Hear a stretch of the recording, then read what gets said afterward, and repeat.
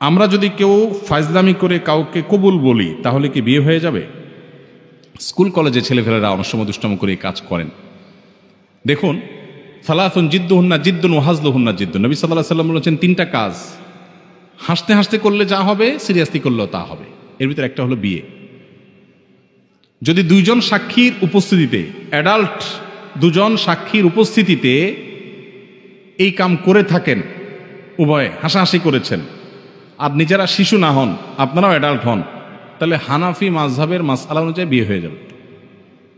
বলবেন হুজুর মোহরটা ঠিক হয়ে নাই, মোহর অটোমেটিক সেট হয়ে যাবে, কিন্তু বিয়ে হয়ে যাবে। খুব জটিল। এখন অনেক সময় আমরা ফাজলামি করি, এখন কেউ নাটক সিনেমাতে অভিনয় করার জন্য করছে, সেটাও যদি দুজন সাক্ষীর সামনে করে, ওই ব্যাকল জানে না, যদি আবিয়াত্ত হয়ে থাকে বিয়ে হয়ে যাবে, আর যদি বিবাহিত হয় তাহলে তার কোনো উপায় নেই। তো শরীয়তের এই মাসালাগুলো নিয়ে তামাশা করা যাবে না, এগুলো সিরিয়াস ইস্যু।